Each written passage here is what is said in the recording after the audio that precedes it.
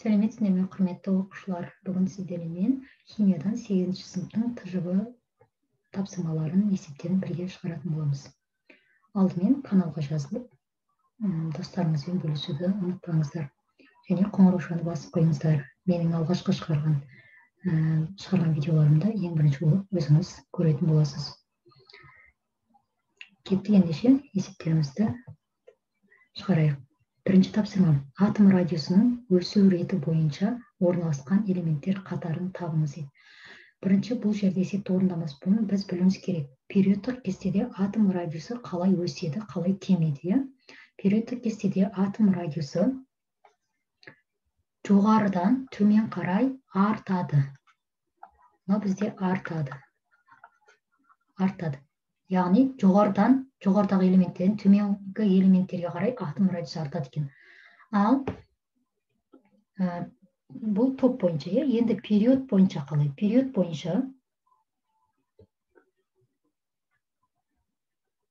бойынша оңнан солға қарай артады. Демек, осының керісінше стрелкалары кемиді деген сөз. Яғни төменнен жоғары қарай кемиді, солдан оңға қарай кемиді деген сөз. Енді біз осы өсу рет деген, яғни артып атқан түрін айтуымыз керек. Периодтық кестеге қараймыз. Ол үшін периодтық кестеде бірінші біз А вариантын қарайық. А вариантындағы элементтер қалай орналасқан? Кремний, фосфор, күкірт дейді. Олар бізде период бойынша орналасқан, яғни кремнийден күкіртке қарай, яғни былай қарай кетіп жатыр. Былай қарай кетіп жатса, ол демек кеміп жатыр. Бізге не оңнан солға қарай болу керек, немесе жоғарыдан төмен қарай болу керек. Сондай вариантымыз дұрыс болады. Демек, бұл вариант жатпайды. Келесі бериллий, бор, көміртек. Бұл да тура солай. Бериллийден көміртекке қарай жазып қойған. Яғни бұл да бізде кеміп жатыр, артып атқан жоқ, яғни атом радиусы өсіп атқан жоқ. Келесі кремний, гелий, көміртек деп қойған. Бұл жерде бізде кремнийден гелийға келіп, қайтадан көміртекке кетіп қалған. Яғни бұл вариант бізде араласып беріліп тұр. Демек, бізде бұл вариантты алмаймыз. Келесі вариант: бериллий, магний, кальций. Жақсылап қараңыздар. Бұл бізде екінші топта орналасқан, бірінен соң бірі төмен қарай. Яғни бірінші бериллий тұр, оның астында магний тұр, оның астында кальций тұр. Демек, бериллийден магнийге қарай атом радиусы артып жатыр, яғни өсіп жатыр. Демек, біздегі дұрыс вариантымыз осы топта болады екен. Келесі вариантта болмаса болады, бізде бір вариант қана дұрыс. Неге осылай? Келесі тапсырмамыз.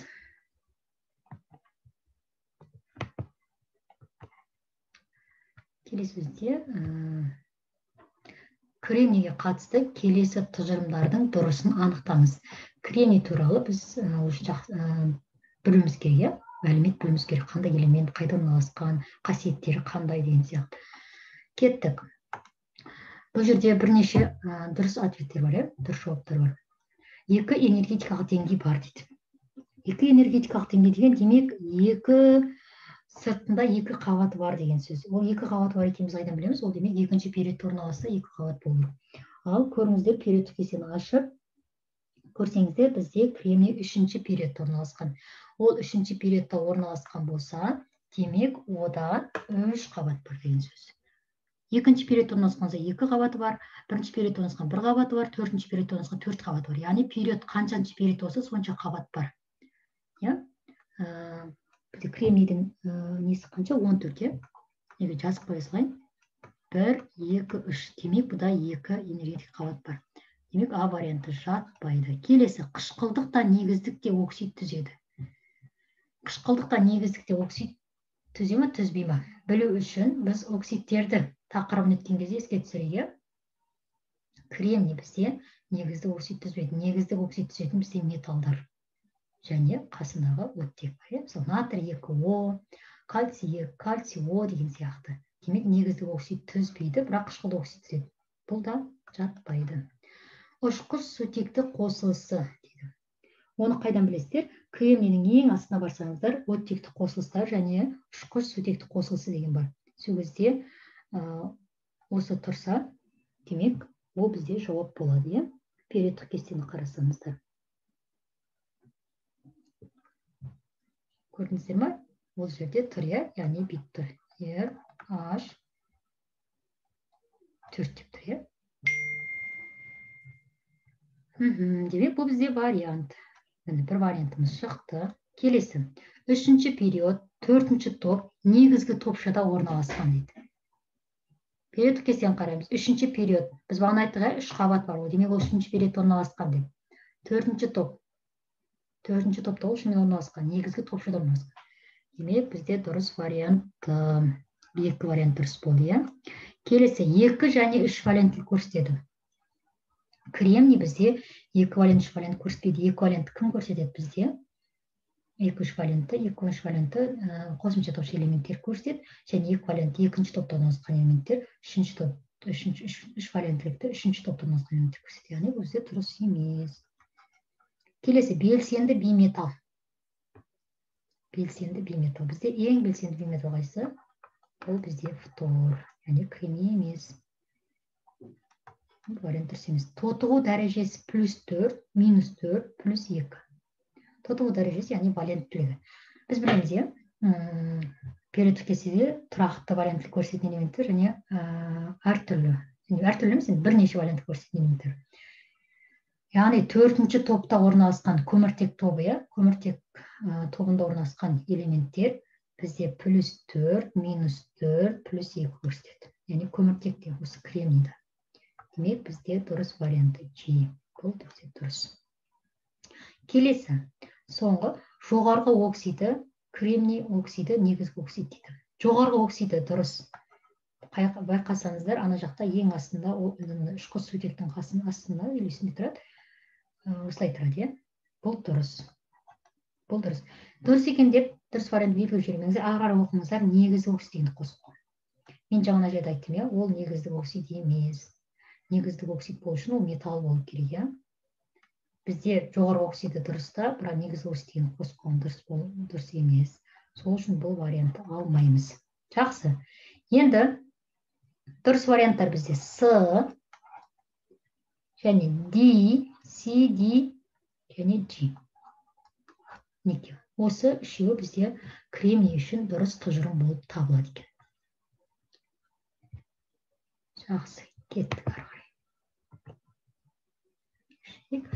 Натрий гидроксидінің көлемі 1000 мл ерітіндісінде 160 грамм еріген зат болса, осы ерітіндінің малярлық концентрациясы қанша болатын есептеңіз дейді. Малярлық концентрация дейді. Демек, біз бірден малярлық концентрацияға қатысты формуланы жазып қояйық. Ол бізде қандай еді? Малярлық концентрация тең. Менің ерітінділер деген видеом бар. Сол жерде осы малярлық концентрацияға ерітіндіге байланысты формулаларды және соған қатысты мысал есептермен бөліскен болатынмын. Толығырақ сол жерде тағы бір қарап шығарсаңыздар болады. Есеп соған қарап шығарсаңыздар да болады. Жақсы, мен сізге қалдырмай қойын. Қандай еді? Масса бөлінген маляр масса көбейтілген В. Бұл ашылған толығырақ формуласы. Енді бізде 1000 мл ерітінді дейді. 1000 мл қанша литр бар? Бізде көлемнің орнына қою үшін біз оны литрге араландыруымыз керек. Бұның орнына қою үшін, жазып алайық. 1000 мл қанша литр бар? Әрине 1 литр бар. Так, ол бұның орнына қояды. Енді бізде натрий гидроксиді дейді. Натрий гидроксидінің малярлық массасын тауып алайық. Натрий OH. Натрий гидроксид деген натрий OH. Так, натрийдің периодтық кестеден қараймыз. Ол бізде 23 қосылған, оттектікі 16, сутектікі 1. Екен көбейт жібереміз. Қосып жібереміз. 16-ға 1-ді 17 болады. Шығады бізде 40 грамм моль екен. Маляр массасын тауып алдық. Енді формулаға орнына қойсақ болады. Қазір калькулятор.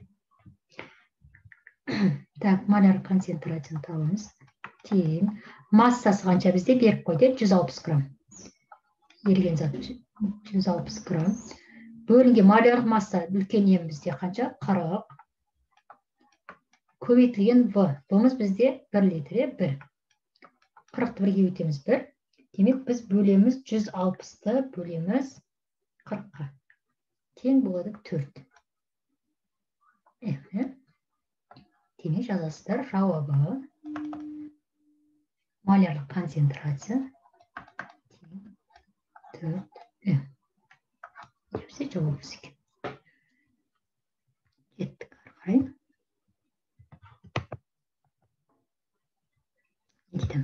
Натрий сульфатының 0,5 мол литр 150 мл ерітіндісін дайындауға қажет массасы дейді.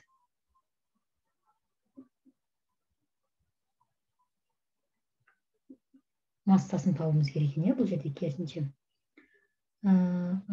Кеттік қазір. Бізде бұл жерде есепке қараймыз. Миллилитр берілген, миллилитрді литрге айландыруымыз керек. Ол бір. Одан кейін формуланы жазып қоймыз керек. Формуланы жазып қойып, жаңағы формулаға бізде мынаншырақ жазып қойып, бізде 250 миллилитріміз қанша литр болады? 0,25 литр. Бұл бар бізде натрий сульфаты дейді. Натрий сульфатының маляр массасын тауып алайық бірден. Натрий 2SO4. Натрий бізде 23, 23-ті көбейтемін түндегі 2 индекске, қосамын, күкірт бізде 32, оған қосамын 16, оттектікі 14 көбейт жеріміз, ол бізде 64. Енді 46 қосылған 32, қосылған 64. Натрий сульфатымыз малясы 142. Жатаспасам қазір. Септей салайық.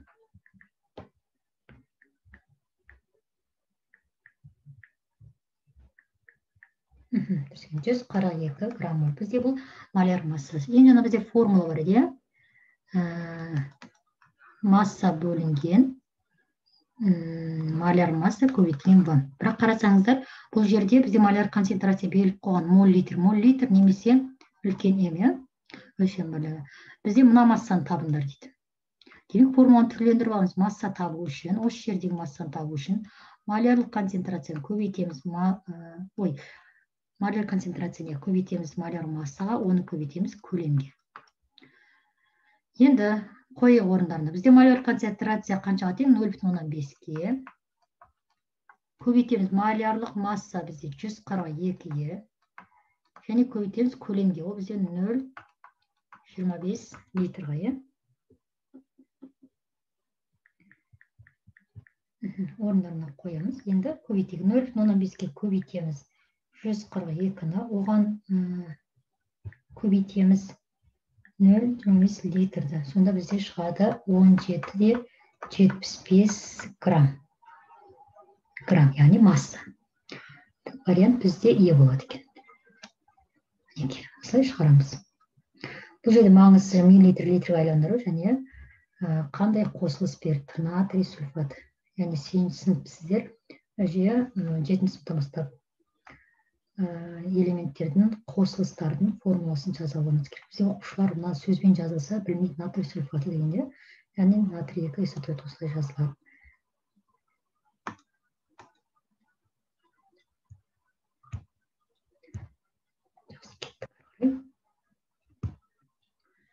Мына жерде не дейді? Магний сульфатының 100 грамм судағы әртүрлі температурадағы ерігіштік кестесі берілген. Кесте беріліп, дайын кесте берілген, толтырылып тұр. Қанша температурада қанша грамм алатындығы. Одан кейін айтады, кестедегі мәндерді қолдана отырып, ерігіштіктің температураға тәуелділік графигін құрыңыз дейді. Яғни сізде осындай график берілді.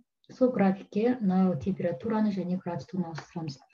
Игілік осіне ерігіштік оның температура. Яғни мына жаққа бізде X болса, мына бізде Y жазып қойды. Осыған X-ке біз жазамыз температураны. Яғни жазамыз нені? 20 градусты. Одан кейін бізде 45 градус. Кешіріңіздер, 40 градус екен ғой. 40 градус. Одан кейін бізде 60 градус. Мына жерден суреттен өздеріңізге анық көрінеді, өздеріңіз сызсаңыздар да болады. 80 градус және 100 градус. Дұрыс жаздым ба? 1, 2, 3, 4, 5. Мына жерде нұғыра қарай жазсам болады екен. Енді негізінде өздерің дәптерлеріңізді тура алып жазасыздар. Мына жерге мен басынан жазайыншы осыны. Қазір.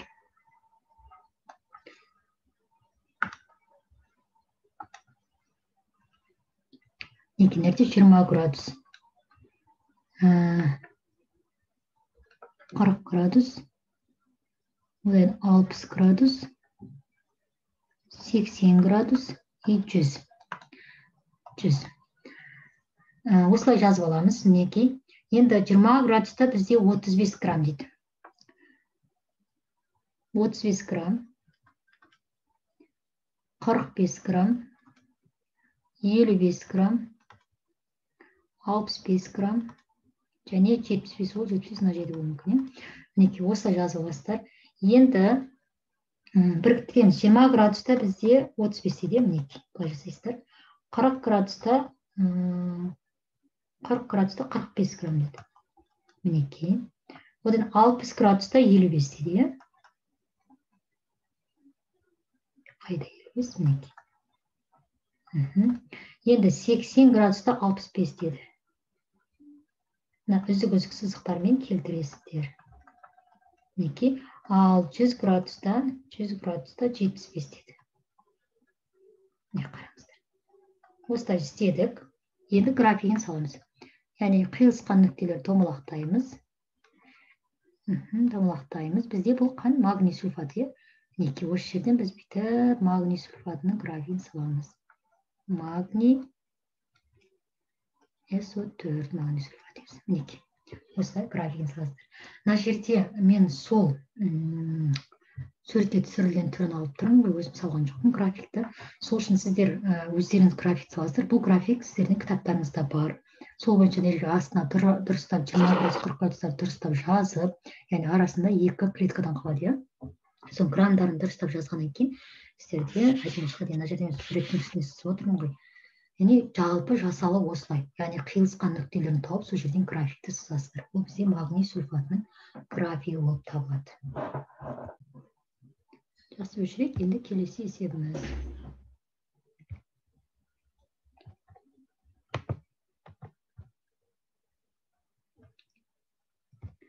Мына жерде бірден не кесеп екен. Не дейді? Оқиық. Айран ету үшін 12 килограмм сүтке 68 грамм ұйытқы салынды. Айран ұйытқының массалық үлесін есептеңіз дейді. Бұл бізде алдында бұл жолда келген сияқты.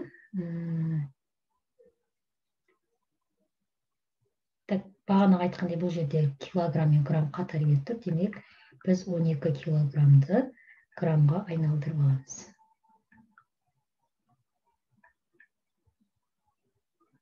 Одан кейін 60 килограмм тұр. Енді осы жерде массалық үлестіміз. Массалық үлестің формуласы бізде қандай еді? Кеттік. 12 килограмм бізде қанша грамм болады? 12 мың болады. Көбейткен кезде 12 мың грамм болады. 68 граммымызда тұр. Енді бізде қараңыздар. Мына жақта сүт бар жерге. Бұл бізде 12 мың грамм сүт бар. Оған қосып жатыр 60 грамм нені ұйытқы. Яғни білесіздер, сүтке ұйытқы салу арқылы айран жасайды. Бұл ұйытқы қосып жатыр. Яғни осы екеуі қосылып бізде кәдімгі айран шығады. Айран ұйытқысы, яғни айран шығады. Екеуінің қосылу арқылы айран шығады. Яғни 12 мыңға 68 қосамыз.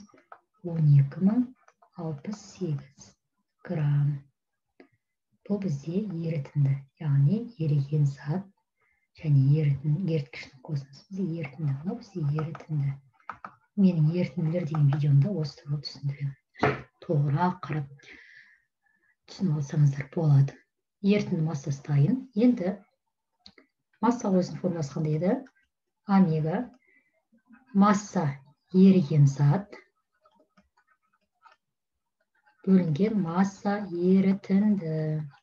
Көбейткен 100%. Яғни ол бізде процентпен өлшенеді, массалы өзі. Енді еске түсейік.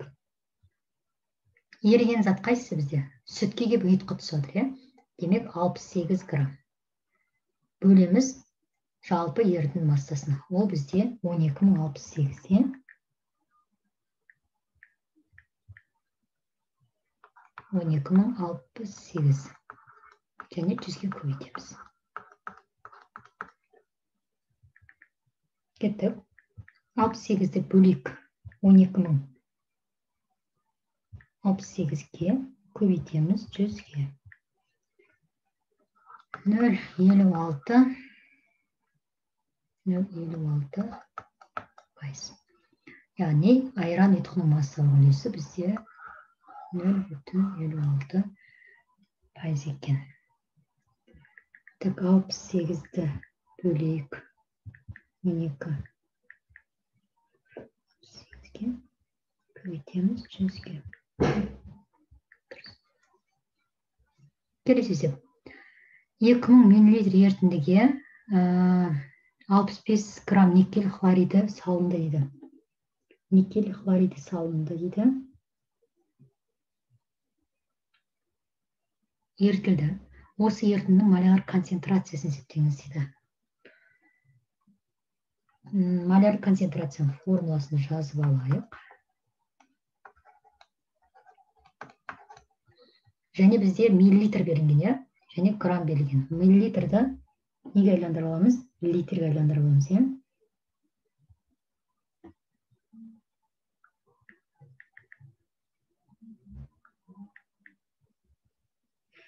Миллилитр литрге айландырамыз, сразу жазып қойып, 2 миллилитр бізде 2 литр болды. 65 грамм никель хлориді. Никель хлориді дейді. Никель бізде қай жақта орналасқан? Ол бізде қосымша топшы элементі. Никель хлоридінің моляр массасы табылайық. Хлор 2. Оның массасы бізде қаншаға тең? 58.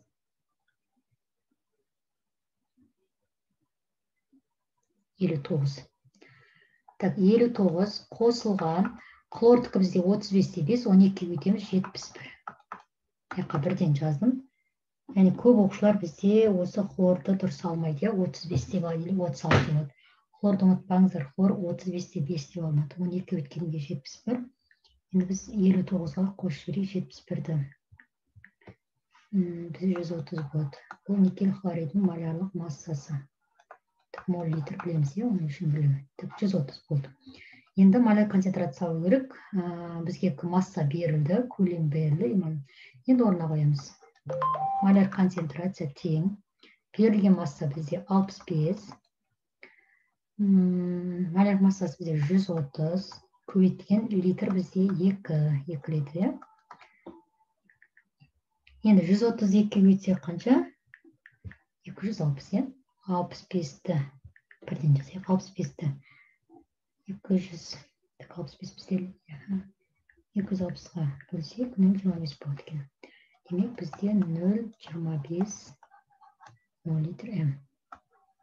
Не жауабы? Не есептемедік? Барлығын есептемедік. Моляр концентрациясы масса бізде 2 литр болды. 132-ге көбейтіп алды. Ол бізде 260 болды. 65-ті бөлдік 260-ға. Ол бізде 0,25. Жақсы. Оқушылар, осылай шығарамыз.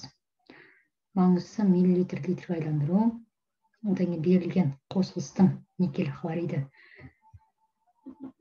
несін дұрыс жазу, формуласын дұрыс жазу. Өте маңызды. Ары қарай кеттік. Келесі есеп. Шілік.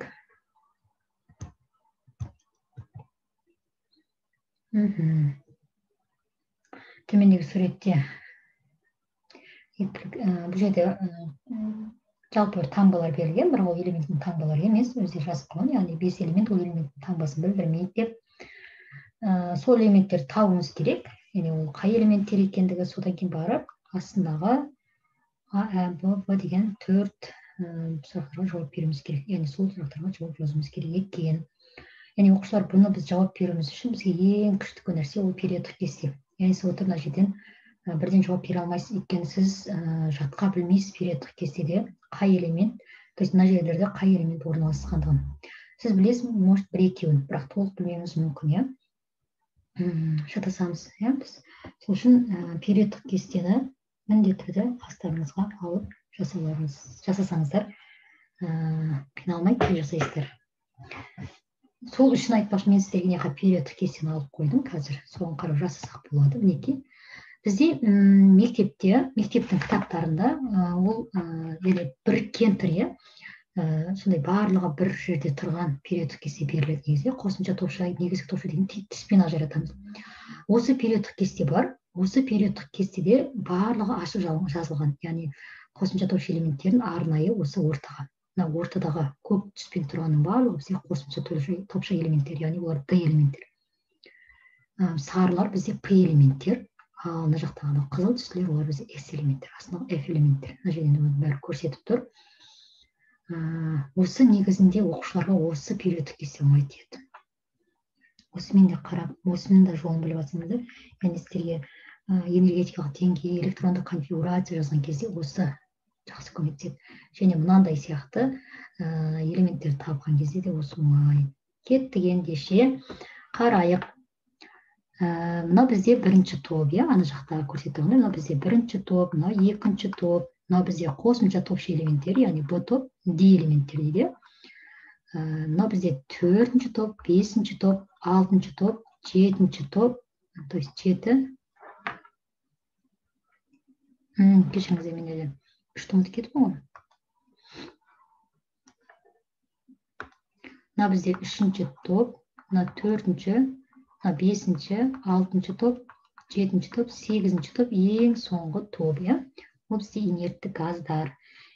Енді бірінші топты қарайық. Бірінші топтың бірінші период, екінші период, үшінші период, төртінші период, бесінші период, алтыншы период, жетінші период. Мінекей. 1, 2, 3, 4, 5, 6, 7. Қараңыздар. Төртінші периодта орналасқан.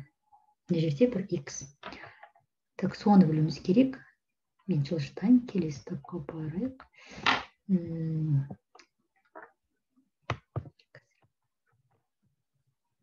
Периодтық кестеге қарасаңыздар, өздеріңіз. Ай, кешіріңіздер, мен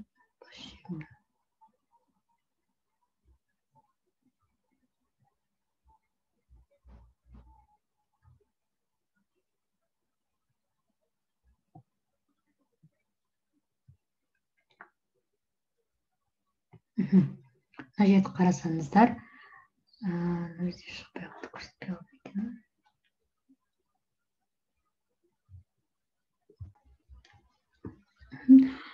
бірінші период, екінші период, үшінші период, төртінші период. Мінекей, төртінші период орналасқан бізде калий элементі екен. Яғни жаңағы X-ның орнында бізде калий екен. Келесінде осылай осы периодтық кестеге қарап табасыздар, яғни қай жерде орналасып тұр, соған қарап тауып аламыз, қай элементтер екендігін. Яғни ол калий болды бізде. Демек, ол бізде калий екен. Нәрде демек бізде калий элементі бар. Мына жерде бізде бериллий элементі бар. Жаңа жерден сәйкестендіріп көрсеңіздер болады. Келесі қараңыздар. Қосымша топша элемент екен. 1, 2, 3, 4, 5, 6, 7-ші тұрған. 7-ші тұрған элемент табылайық. 7-ші тұрған элемент. Көктен бастаймыз. 1, 2, 3, 4, 5, 6, 7. Кобальт. Ол бізде кобальт элемент екен. Яғни, мына жерде кобальт деп жазып қойсаңыздар болады. Одан кейін Z бар, EV бар. Z бізде 7-ші топтың ең біріншісінде орналасқан екен. 7-ші топтың ең біріншісінде орналасқан. Ол бізде қандай элемент? Фтор екен. Және жаңа байқасаңыз суретте 8-ші топта ең бірінші орналасқан. Ол бізде гелий екен. Мына жерден ауыстырып отқаннан кейін түсінбей қалсаңыздар, өздеріңізде ашып тұрсаңыздар, бірден көре аласыздар. Мына бізде фтор екен, фтор элементі, мына бізде гелий элемент екен. біз мына элементтерді тауып алдық. Элементтерді тауып алдық. Енді артындағы сұрақтарға жауап берейік. Электрондық деңгей саны 2-ге тең элементті анықтаңыз. Электрондық деңгей. Мен айттым, деңгей деген ол егер қаншасынша деңгейде орналасқанын білу үшін, оның қай периодта орналасқанын білу керек. Яғни 2 деңгей десе, демек екінші периодта орналасқан. Қанша период болса, сонша деңгей бар. 2-ге тең. Демек, 2 қабаты бар, иә? 2 қабаты білу үшін біз неяқты бағана жаздық. Бірінші период, екінші период, үшінші период, төртінші период, бесінші, алтыншы, жетінші период. Енді электрондық деңгей саны 2-ге тең. Демек, екінші периодта орналасқан. Ол бізде бериллий және фтор болады екен. Яғни бериллий мен фтор болады. Мына жерге мен сізге ашып жазсам болады. Мысалы, бериллийдің бізде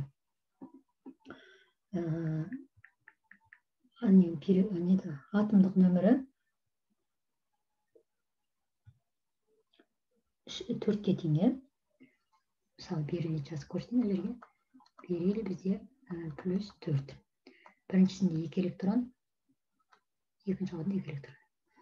Яғни электрондық деңгей саны 2-ге тең. Электрондық деңгей деген 1 деңгейі, 2-ші деңгей деген. Яғни 2 деңгей бар. Кетті. Екінші сұрақ. Сыртқы энергетикалық деңгейінде 7 электрон бар элементті жазыңыз.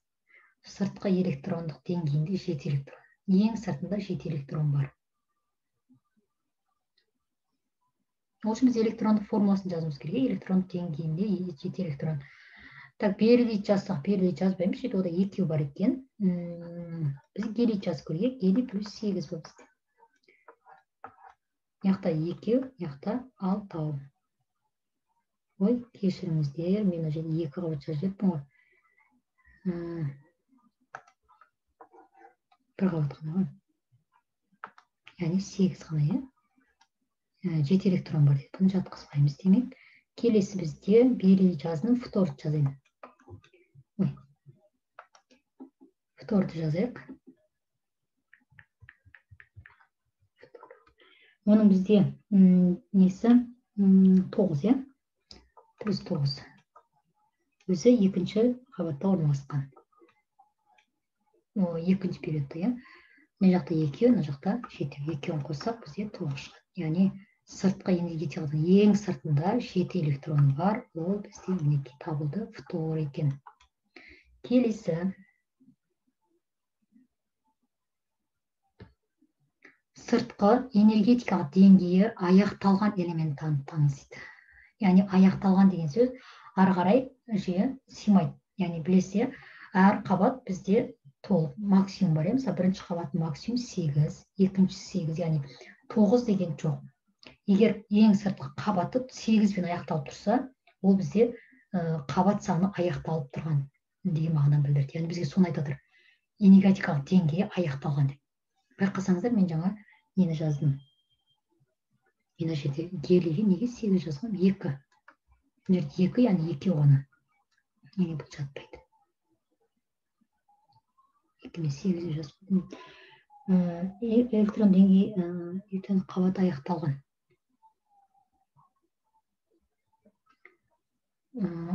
Ол бізде, мысалы қараңыздар, бірінші периодта, бірінші қабатта жерде сутек бар, период кесіне жерде гелий бар, яғни 2 ғана бар. Демек, бұл жақта бірінші қабатта 2 электрон, яғни 2 ғана жазылып барлық элементтерді. 3 жазылмайды. Яғни, уже 2-ден артық жоқ. Демек, соңғысы 2. Демек, 2-мен аяқталады деген сөз. Неге? Өйткені бұл жақта 2 элемент тұр, осы 2 ғой. Екіншісінде санайық төр көздерді. 1, 2, 3, 4, 5, 6, 7, 8. Демек, екінші қабатта 8. Қараңыздар, фторда 7 ма, бұған әлі біреу жетпейді. Яғни бұл әлі аяқталған жоқ. Егер осы 8 болса, бұл аяқталатын еді. Сол сияқты бізге аяқталған элемент таңдар. Яғни ол 8-бен аяқталады, немесе жердегі элементтерді байқасақ, немесе 2-мен аяқталады. Енді сутек бізде біреу. Демек, бұған әлі біреу жетпейді. Мына жерде мен жаңа нені көрсеттім, гелийді. Осы гелий бізде болады. Гелий бізде плюс 2. Мына жерде 8 деп нені жазып еді. Екінші период екен деп. Плюс 2. Демек, бұда бір қабат бар. бірінші периодта орналасқан 2 электрон бар. Қарасаңыздар, гелий бізде соңғы топта орналасқан, яғни одан басқа бізде топ жоқ. Мен айттым, бірінші топ 2-ақ электронмен шектеледі, өйткені 2-ақ элемент бар. Сол үшін бұл гелий аяқталған, яғни деңгейі аяқталып тұр осы элементтің. Сыртқы деңгейі аяқталып тұрған элемент бізде гелий болады екен сонда. Яғни үшеуіне әлі біреу сияды деп айта алмаймыз, өйткені болды. Деңгей саны бітіп тұр, және ол ең соңында өзі тұр. Ары қарай кеттік. Ядросында 20 нейтрон бар элемент табыңыздар. 20 нейтрон бар элемент, ол бізде қай элемент? Мына жерге элементтерге қарайық. Біз білеміз, нейтронды табу үшін не істейтін едік? Атомдық массадан протон санын алып тастаған кезде нейтрон саны шығатын еді. Яғни 20 нейтрон бар демек, бізде қай элемент екенін табу үшін берілгеден бастасақ болады. Берілгі бізден 4, өндесе кескенде 20 ол жерден шықпайды. Ары қарай бізде гелийді алсақ, гелийдің де атомдық массасы аз, яғни 20 шықпайды. Атомның массасы 4, 4-тен 2 болады. Ары қарай кеттік, калийді көрейік. Калийді бізде 39 алсақ болады екен. Яғни атомдық массадан, атомдық массадан, яғни калийдің атомдық массасы 39, білесіздер. Ал атомдық нөмірі, реттік нөмір бізде 19. Яғни атомдық массадан атомдық нөмірді, реттік нөмірді алып тастаған кезде, яғни атомдық нөмірі бізде протон саны. Яғни атом нөмірі және реттік нөмірі протон саны тең болады. Атомдық массадан протон санын алып тастаған кезде нейтрон саны шығады, яғни ол 20. Мынау масса, атомдық масса, ал бізде 19 атомдық нөмір, ал бізде мынау нейтрон саны. Осылай қойсақ та болады. Яғни шыққан сан бізде нейтрон саны болады. Демек, 20 нейтрон бар элемент, ол бізде калий екен. Мына жерге калий деп жазып қойсаңыздар болады. Біз енді басқа элемент фторды алмадық десеңіздер, фтордың бізде атомдық массасы 19, 19-дан атомдық нөмір 9, 19-дан 9 атсаңыз 10 қалады, яғни 10 нейтрон емес, 10 нейтрон протон жоқ. Енді кобальт есептесек, кобальт бізде атомдық массасы қаншаға тең? 58, яғни 59-ға тең. 59-дан 27 аттысаңыздар 20 шықпайды. Яғни бізде ол калий екен. Бұл жерге біз калий деп жазамыз жауабында. Неге осылай жазамыз бұл жерде? Біздерге көмектесетін бұл периодтық кесте, әрине, бағана бірінші айтқандай периодтық кестеге қарап біз бұл табысымен орындай алады екенбіз. Содан сіздерге мына жерге жазған әріптер 5 элементтің химиялық таңбасы болып табылмайды, яғни білдік оны, X емес, ол жерде негізінде калий екен деген сияқты. Одан әр элементті бір рет немесе бірнеше рет пайдалануға немесе пайдаланбауға да болады. Яғни мына жерден сіздер басқа элемент тауып атсақ та, ол дұрыс жауап деген сөз, содан кейін пайдаланбасақ та болады. Және бір элементті 2 рет пайдалансақ та болады екен. Немесе 2 элементті бір рет бір жауапқа келтірсек те болады екен. Яғни біз бұл жерде бериллий жауап қалдық, фтор алынды, гелий алынды, кобальт алынған жоқ. Яғни сіздер ойламаларыңыз керек та, мысалы кобальт алынбай қалды, менікі дұрыс емес, неті біреуінде кобальттың жауабы болу керек еді деген сияқты өз-өзіңді жаңа таппай жатқан бір қателік санамаңыздар, өйткені бізге алуға да болады, алмауға да болады деген жақшаның ішіне жазып қойған. Сол сияқты кобальт алынбаса, демек ол мына жердегі сұрақтардың жауабына сәйкес келмеді. Калий бізде келді, өйткені атомдық массасы 39, атомдық нөмір 19, алып тастап едік, 20 шықты, демек 20 нейтрон бар элемент шықты. Бізде басқа да 20 нейтрон бар элементті шығаруға болады. Мысалы, бізде кальций бар, білесіздер, осы жерде кальций бар. Кальцийдің атомдық массасы бізде 40, атомдық нөмір 20, 40-тан 20-сың 20. Сол сияқты. Енді бізде берілген калийден бастадық, яғни берілген элементтерден, яғни мына жерде тұрған элементтерден бастадық. Сол үшін бізде калий жауапқа тұрды. Түсінікті деп ойлаймын. Түсінбесеңіздер тағы қайталап көріңіздер. Сіздер үшін барынша түсіндіруге тырыстым. Және де бұл жердегі мен шығарған есептер келмесе, демек ол сіздердің есептеріңізге ұқсастарды алдым деген сөз.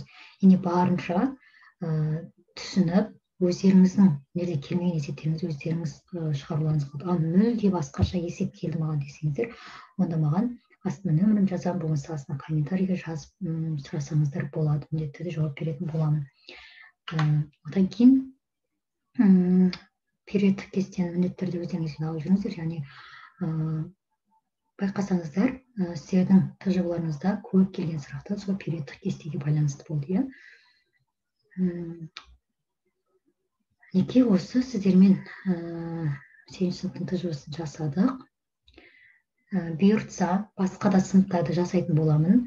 Сол үшін каналға жазылып, достарыңызбен, жақындарыңызбен, басқа да сынып оқушыларымен бөлісуді ұмытпаңыздар. Сұрақтарыңыз болса, астына комментке жазыңыздар, бөлісіңіздер, мен сізге міндетті түрде жауап беремін. Бұйыртса, алда сіздермен мен тек ТЖВ, БЖВ емес, тақырыптық, 8-ші сынып, басқа да сыныптардың тақырыптық тапсырмаларын бірге жасайтын боламын. Яғни сіздер менің каналымда тек БЖВ, ТЖВ емес, үй тапсырмаларын бірге орындауға көмектесемін. Яғни сіздер шығарамай жатқан есептерді болсын, тапсырмалардың болсын, барлығын бірге жасайтын боламыз. Одан кейін сіздерге тағы бір жаңалығым, мен оқушыларды жеке оқытамын. Яғни жеке курс өте қымбат емес, мен оқушылар болғандықтан өте арзанға жасаймын және жеке оқытамын. Яғни бірнеше оқушының басын қосып қоймаймын. Мысалы, сіз 7-ші сыныптың 7, 9, 10, 11 оқушы болыңыз, мен сізге жеке сабақ өтемін. Өзіміз аптасына белгілі екеумізге ыңғайлы уақыт қойып, жеке курс өтемін, жеке сабақ өтемін. Яғни сіз жекеде барлық сұрақтарыңызды сұрай аласыз. Мектептік тапсырмаларыңыз болсын, жалпы өзіңіздің дайындығыңыз болсын, сұрап, соның барлығын түсіндіремін. Және ең бастысы осы 90 соңында келетін мына БЖБ, ТЖБ есептерін барлығын бірге шығаратын боламыз. Яғни мен сізге шығарып көмектесемін. Яғни сіз бір айға төлем жасайсыз, мен сізбен бір ай бойы жеке боламын, және БЖБ-ның, ТЖБ-ның, және басқа да бір емтихандар болады, сабақтың ортасында барлығы соның ішіне кіреді. Сол үшін де өздеріңіздің білімдеріңізді арттыруға және мектепте білімдеріңізді көтеруге, химияны барлығын егжей-тегжейлі білген озат оқушы боламын, керекте химияны жетік білемін десеңіздер, жазыңыздар маған, барлығын үйрететін боламын. Мен сізге нөмір қалдырамын, соған жазсаңыздар да, комментке жазсаңыздар да болады. Менде қазір оқып жатқан оқушылар бар, яғни олармен бір ай бойы бірге боламын, яғни бір айға төлем жасаған екен, және де осындай маңызды емтихандар, БЖБ, ТЖБ барлығын бірге жасайтын боламын. Яғни сіз БЖБ, ТЖБ келген кезде қиналып, әркімге бір жүгірмейтін боласыз. Егер химиядан шынымен де озат оқушы боламын десеңіз, қадам жасап, көп ойланбай маған жазыңыз. Жақсы, егер сіздерге менің шығарған, түсіндірген сабағым ұнаған болса, достарыңызбен бөлісіп, лайк басып, каналға жазылып кетіңіздер. Баршаңызға сәттілік, сау болыңыздар.